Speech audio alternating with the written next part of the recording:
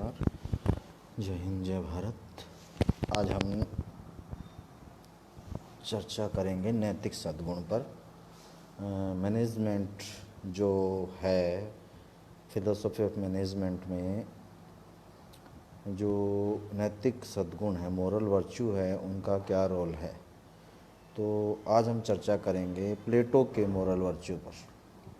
प्लेटो ने जो नैतिक सद्गुण दिए हैं उनका क्या रोल है, उनकी क्या भूमिका है मैनेजमेंट में। प्लेटो पे बात करते हुए हम थोड़ा सा इंट्रोडक्टरी पार्ट में बताएंगे कि सुकरात जो हुए थे ग्रीक फिलोसफर, जिसके ऊपर एक छोटा सा वीडियो मैंने पिछले दिनों ही बनाया है। सुकरात जो हुए थे ग्रीक फिलोसोफर जिनसे वास्तव में ग्रीक फिलोसफी का जो एक सिरमौर माना जाता है, और ये माना जाता है कि ग्रीक फिलोसफी अपने वास्तविक स्वरूप में सुकरात के दर्शन के बाद प्रकट होती है। तो उनके शिष्य थे प्लेटो। सुकरात को जहर देने के बाद प्लेटो ने अपनी एक एकेडमी स्थापित की जिसमें वो अध्ययन अध्यापन करवाते थे। तो उसी दौरान उन्होंने अपनी फ़िलोसफी को प्रकट किया, और सुकरात की फ़िलोसफी को ही वास्तव में प्लेटो की फ़िलोसफी माना जाता है। तो सुकरात के सद्गुण पे बात करते हैं। सुकरात ने जब सद्गुणों की चर्चा की है तो सद्गुणों का जो बैकग्राउंड है उसका वो मैं थोड़ा एक्सप्लेन कर देता हूँ कि आप सबने निश्चित ही हमारे भारतीय दर्शन में, वैदिक दर्शन में 4 वर्णों की बात पढ़ी होगी। जो 4 वर्ण हैं, ब्राह्मण, क्षत्रिय, वैश्य और शूद्र। तो वो जो 4 वर्ण का निर्धारण किया गया था वो कर्मों के आधार पर किया गया था कि कौन व्यक्ति किस कर्म के योग्य है, उस व्यक्ति को वो कर्म करना चाहिए और जिसकी जैसी योग्यता है। अगर किसी व्यक्ति की, समाज में कोई व्यक्ति है जिसकी बुद्धि बहुत कुशल है तो उसे ब्राह्मण का कर्म करना चाहिए, प्रवचन या ज्ञान विज्ञान का कर्म करना चाहिए। कोई ऐसा व्यक्ति समाज में है जिसकी भुजाएं बहुत मजबूत हैं और जो साहसी है जिसके अंदर, तो वो निर्भीक है, वो व्यक्ति लड़ सकता है, वो व्यक्ति क्षत्रिय का काम करे। इसलिए डिफरेंट 4 वर्ण बनते थे उनके योग्यता के अनुसार से। तो अगर उनको हम सही में बोल सकें तो उसको डिवाइडेशन ऑफ लेबर बोला जा सकता है, डिवीज़न ऑफ लेबर बोल सकते हैं हम। वो डिवीज़न ऑफ लेबर कि किस व्यक्ति का कौन सा काम है, उस हिसाब से वो डिवीज़न हो रखी है। प्लेटो ने भी कुछ इसी तरह का कंसेप्ट दिया। तो वो सबसे पहले वो तीन बेसिक सद्गुणों की बात करते हैं जिनमें वो विवेक, साहस और संयम, 3 की, इंटेलेक्ट, करेज एंड एपेटाइट, 3 सद्गुणों की वो बात करते हैं। विवेक, साहस, संयम, इंटेलेक्ट, आपकी करेज और एपेटाइट, 3 सद्गुण हैं। और 3 सद्गुण उत्पन्न कैसे होते हैं इस पे वो पूरा डिडक्शन आदमी की प्रकृति के हिसाब से करते हैं। 3 प्रकार की आत्मा प्लेटो मानते हैं। माने हर मनुष्य के अंदर जो डिवीज़न है आत्मा का, हर मनुष्य के अंदर जो भिन्न भिन्न प्रवृत्ति है, उसका कारण है मनुष्य की आत्मा का भिन्न भिन्न होना। आत्मा स्वरूप से चेतना है, आत्मा स्वरूप से कॉन्शियस है, बाय नेचर कॉन्शियसनेस जो आत्मा का प्रमुख गुण है। लेकिन उसके बावजूद आत्मा चाहे जन्म से और चाहे कर्म से जो एक विशेषता उसके अंदर आती है, जो पैदाइशी होती है। ये हम डिडक्शन हम देख सकते हैं कि हम आसपास भी जो बच्चे हैं उनको एक ही परिवार के 2 बच्चे जिनको एक जैसी शिक्षा, दीक्षा, खान पान, रहन सहन प्रदान किया गया है, स्टिल वो बच्चे बड़े होकर एक ही प्रकृति के नहीं होते हैं। एक लड़ाईखोर होता है तो एक बहुत शांत होता है। ये जो डिफरेंस है इनके बीच में, ये कहाँ से आता है? हमारे यहाँ इनको संस्कार की तरह से प्रदर्शित किया गया है कि ये संस्कार जो पूर्व जन्मों के हैं वही अगले जन्मों में आदमी की प्रकृति का निर्धारण करते हैं, प्रवृत्ति का निर्धारण करते हैं, उसके इंस्टिंक्ट बनाते हैं। सिमिलरली प्लेटो कहते हैं कि इसी प्रकार से आत्मा 3 प्रकार की होती है। 3 प्रकार की आत्मा कौन कौन सी, उसने 3 प्रकार की आत्मा बताइए। उसने बताइए सबसे पहले आत्मा को वो 2 भागों में डिवाइड करते हैं, एक बौद्धिक आत्मा, एक अबौद्धिक आत्मा, रेशनल, इरेशनल। बौद्धिक आत्मा, अबौद्धिक आत्मा। फिर वो अबौद्धिक आत्मा के भी 2 भाग करते हैं, कुलीन और अकुलीन, नोबल और जो नॉन नोबल, जो कि नोबल नहीं है। ठीक है। तो अब जो सबसे पहले जो जो आपकी जो सबसे पहले हम इस कुलीन आत्मा को बौद्धिक आत्मा को समझने का प्रयास करते हैं। बौद्धिक आत्मा का निवास स्थान प्लेटो ने यहाँ बताया है, बुद्धि में, जहाँ पे विवेक होता है, विवेकशीलता। बौद्धिक, तीन प्रकार की आत्मा आपकी, बौद्धिक और कुलीन अबौद्धिक और अकुलीन अबौद्धिक, ठीक। यानी कि उसके बाद rational, irrational, noble, non noble, और उसमें उनको डिवीजन कर दिया फिर नीचे वाले दोनों का।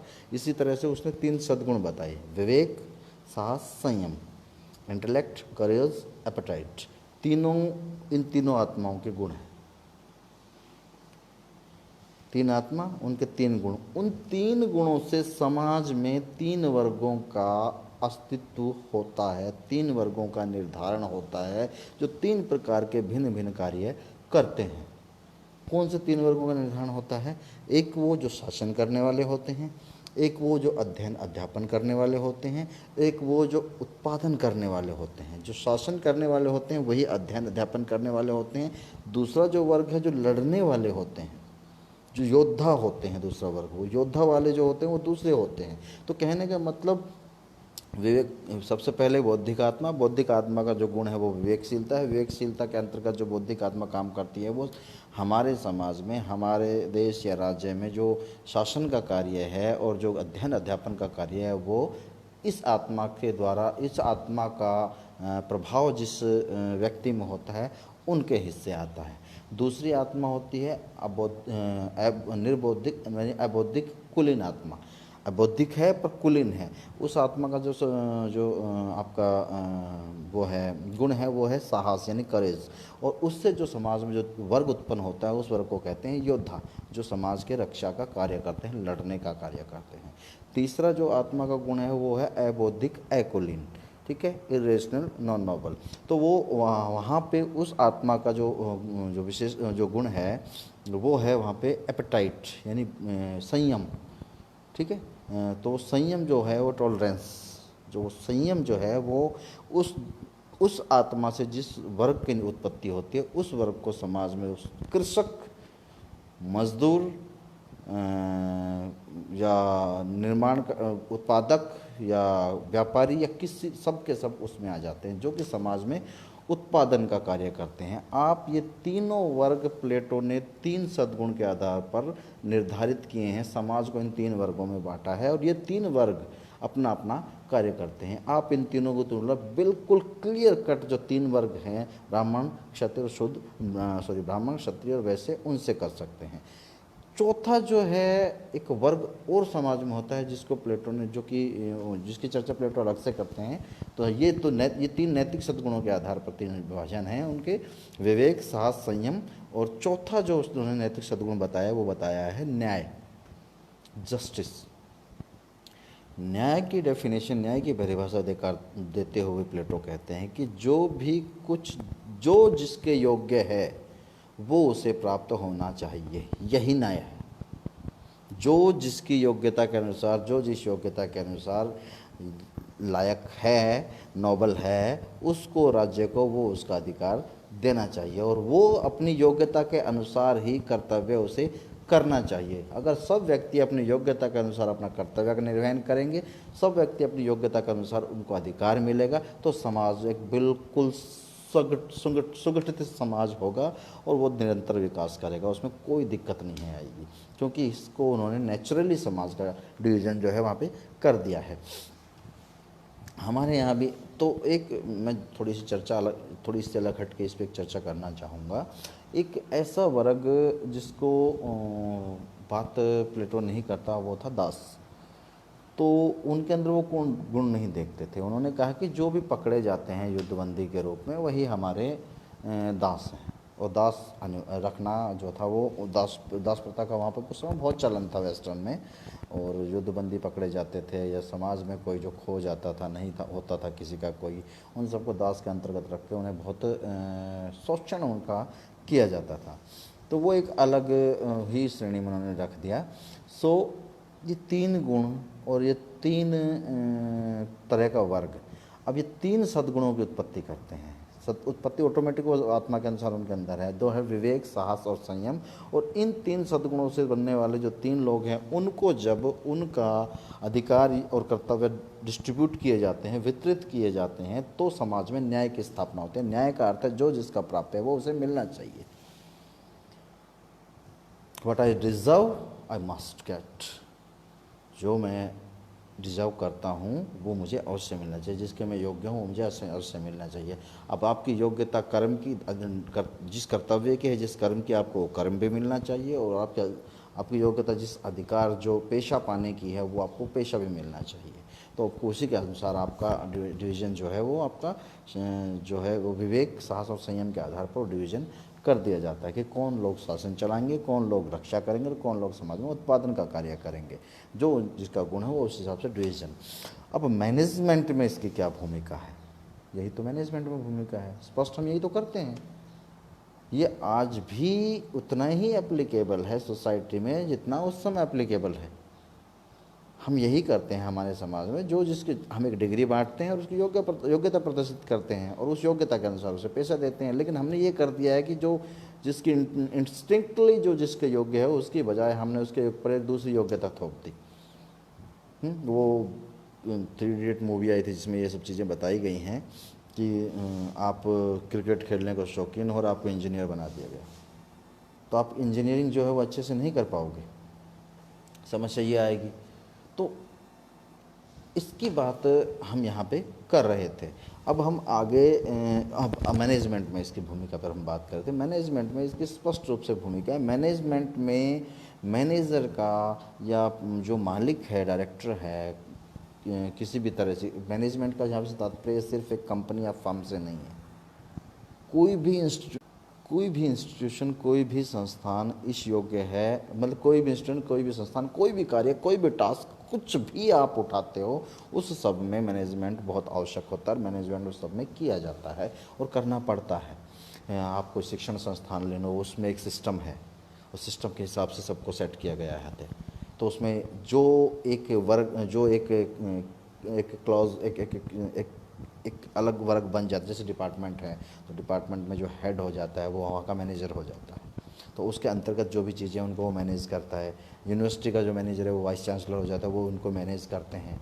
तो वो मैनेज क्या करते हैं? मैनेजर का बेसिक कार्य क्या होता है? मैनेजर का बेसिक कार्य यही होता है कि जो जिस काम के योग्य है उसे वो काम दिया जाए। मैनेजर को पता है कि मुझे यहाँ पर इस समय जो आज का जो प्रोडक्शन है वो मुझे जो कितना कल प्रोडक्शन आया था उससे 20% एक्स्ट्रा चाहिए। अब 20% एक्स्ट्रा प्रोडक्शन लेने के लिए उसे लेबर एक्स्ट्रा चाहिए। अगर हम कंपनी फैक्ट्री की बात करें, तो उद्योग की बात करें, तो हमें लेबर एक्स्ट्रा चाहिए। और लेबर एक्स्ट्रा जो चाहिए वो हमें रोकनी पड़ेगी। क्या बोलते हैं उसको, जो होता है ओवर वर्क होता है, जो भी कुछ होता है, आई डोंट रिमेंबर। तो जो over time, sorry my mistake, over time करने के लिए हमें एक्स्ट्रा लेबर चाहिए, उन्हें रोकना पड़ेगा। तो ये काम कौन कर सकता है? तो लेबर जो मैनेजर वहाँ पे हमने, लेबर सुपरवाइजर जो वहाँ पे है, हमें वो मैनेजर उसे बुलाएगा और उसे ये काम सौंपेगा। ये काम उस कंप्यूटर पर बैठे क्लर्क को तो नहीं सौंप सकता ना, उसे ही सौंपेगा ना। तो जो मैनेजर ये मिस्टेक कर देता है किसी न किसी प्रभाव में आके, इसका कार्य उसको या उसका कार्य इसको, किसी भी इंस्टीट्यूशन में, वहाँ पे उस इंस्टीट्यूशन में झोल आ जाता है, गड़बड़ आ जाती है, डिसबैलेंस हो जाता है और फिर वहाँ पे कार्य जो है वो सुचारू रूप से नहीं हो पाता है। तो सबसे बड़ा काम मैनेजमेंट में, सबसे बड़ी भूमिका, जो जिसके योग्य है, जो जिसका सद्गुण है, उसको वो काम दे दिया जाए और उसको वो काम दे दिया जाए, उसको उसका पारितोषिक भी उसी हिसाब से दिया जाए। तो अगर हम किसी भी मैनेजमेंट में योग्य व्यक्ति को उसी के अनुसार, उसी की प्रकृति का काम देंगे और उसी के अनुसार उसका पारितोषिक देंगे तो ये समस्या शायद नहीं आएगी। आज समाज में ऐसा है नहीं। ये एक अलग विषय है कि आपसे ये भी ऐसे भी सिस्टम है जहाँ पे काम वही होता है, बल्कि ज़्यादा काम भी आपसे लिया जा सकता है, लेकिन पारितोषिक आपसे उतना लिया जाता। आप जिस काम के योग्य हो वही काम आपको दिया जाता, उससे अलग भी काम दे दिया जाता है। कई बार आप कुछ भी काम नहीं करना चाहते हो तो जैसे आप देखोगे कि गवर्नमेंट सिस्टम में ही आप देख लो, बनाया गया वो परफेक्टली काम कर रहा होगा, हो सकता है, और जिसको नहीं बनाया गया वो शायद वो काम नहीं कर पाता। तो वो योग्यता क्या देखी गई, क्या नहीं देखी, करता है। ठीक, तो ये था आज का लेक्चर। मैनेजमेंट में जो सद्गुण है प्लेटो के, प्लेटो जो सद्गुण होते हैं, जो वर्च्यू हैं हमारे मॉरल वर्च्यूज़ हैं। दूसरा मॉरल वर्च्यूज़ से एक पॉइंट और मैं यहाँ पे कहना चाहूँगा, फिर उसको बाद फिनिश करेंगे। मॉरल वर्च्यूज़ का इस तरह से, मॉरल वर्च्यूज़ का केवल ये अर्थ नहीं है, मैंने आपको ये वर्च्यू बताए हैं, इनका मॉरली यूज़ कैसे हो, इनका मॉरल यूज़ ऑटोमेटिक, इसके अलावा प्लेटो ने मित्रता, प्रेम, सद्भाव आदि अनेक वर्च्यू बताए हैं, लेकिन वो जो वर्च्यू हैं वो ऑटोमेटिक जनरेट होते हैं जब हम इन 3 मॉरल वर्च्यू को फॉलो करते हैं। तो जो न्याय है, जस्टिस का मॉरल वर्च्यू ऑटोमेटिक जनरेट होता है, न्याय सबके साथ होता है। अगर हम इन 3 मॉरल वर्च्यू को फॉलो करने में गड़बड़ी कर देते हैं तो संस्थान में जस्टिस नहीं हो पाता है, सबको उसका अधिकार नहीं मिल पाता है, जिसकी वजह से फिर वहाँ पे झोल उत्पन्न होता है। लेकिन सबको अगर हम 3 मॉरल वर्च्यू की वजह से उनके अधिकार दे देते हैं तो उसके कारण वहाँ पे प्रेम, सद्भावना सब कुछ अपने आप स्टैब्लिश हो जाता है। तो कहने का तात्पर्य बेसिक में ये 3 ही हैं जिससे नैतिकता अपने आप डेवलप होती है, नैतिकता बाय प्रोडक्ट आती है अगर आप नियमों को फॉलो करते हो, प्लेटो ये कहना चाहते थे। तो ये था आज का लेक्चर। ये आप कल के अरस्तु के सद्गुण के विषय में भी और मैं अगले लेक्चर में चर्चा करूंगा, जो कि मैनेजमेंट में उसकी क्या भूमिका है, और अरस्तु ने बहुत अच्छे से ये चीज़ें बताई हैं, तो उस पर भी हम चर्चा करेंगे। तब तक के लिए नमस्कार, जय हिंद, जय भारत।